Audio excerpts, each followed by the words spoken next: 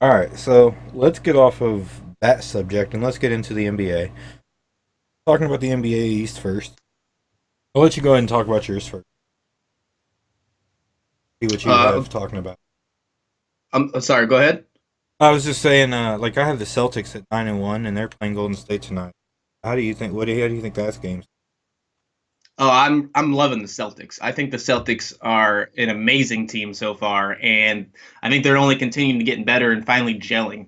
It's upsetting that they lost Gordon Hayward to an injury, and he's going to be out for a few weeks, a month and some change. But they look really good. Jason Tatum has really stepped up into a role that I am really enjoying watching as a basketball fan. They're making the NBA regular season relevant, like their team alone. And I've always been a Kemba Walker fan ever since the UConn days. He had some tough times in Charlotte, and he's finally getting some exposure. Really enjoying what I'm seeing out of this Boston Celtics team. Golden State, they're a little tough, that's for sure. They're dealing with injuries themselves, but it's a rough season. D'Angelo Russell's kind of just doing it all himself, and it's just not enough. They lost to the Lakers this week, and they'll probably lose this one too because Boston's a very high caliber team.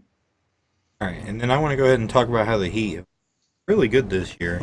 It seems like with Jimmy Butler back, they actually just have a deeper rotation now. I was actually wondering if it was going to cause chemistry issues, but it's actually doing the exact opposite for him. And then Pascal Siakam, he's really looking like he's going to be the leader of the Toronto Raptors. I think averaging 27 points and 9 rebounds. He's looking like he's the guy going forward for this team.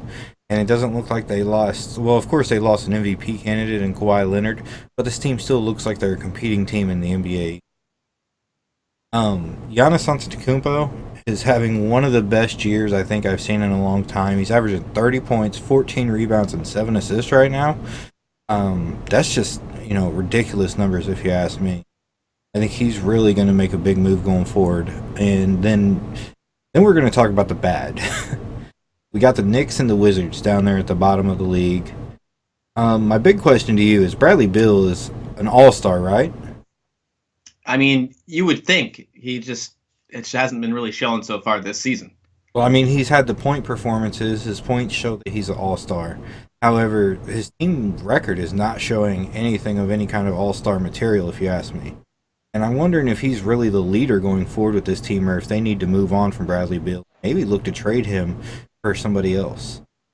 Yeah, it's that definitely I think should be in the thoughts of these guys with the new general manager of the Wizards and whatever they decide to do moving forward. Rui Hachimura has been amazing, and they should start making a plan to build around him. They probably won't see John Wall at all this season, and I know they just created a contract extension with Bradley Beal, but that actually might give them some more value if they tried to move him because they'll whoever decides to trade for them will have years on their contract and have him for a few years themselves. So I could see them maybe deciding to make a move here. If they do, it would be definitely for a full rebuild, for blowing it up and build around Rui Hachimura because this guy is amazing. He's a stud, and I'm sure we're going to talk about him later on when we discuss our Rookie of the Year candidates.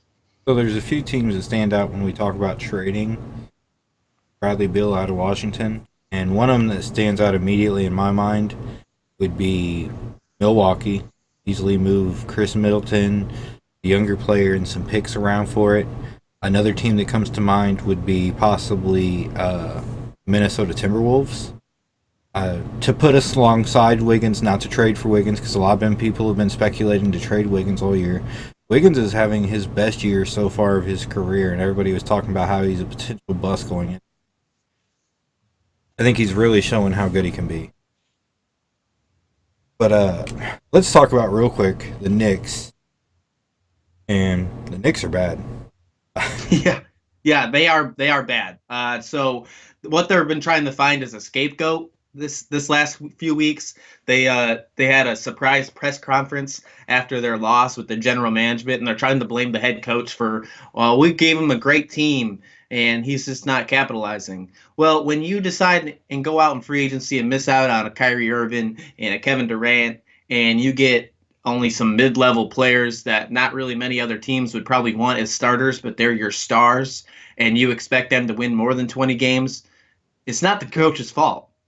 And it's frankly That's not even good. the GM's fault. This is all, again, on Dolan. I don't know how many times we've discussed Dolan, so many times during the NBA draft and the previews we had over the summer, you and I.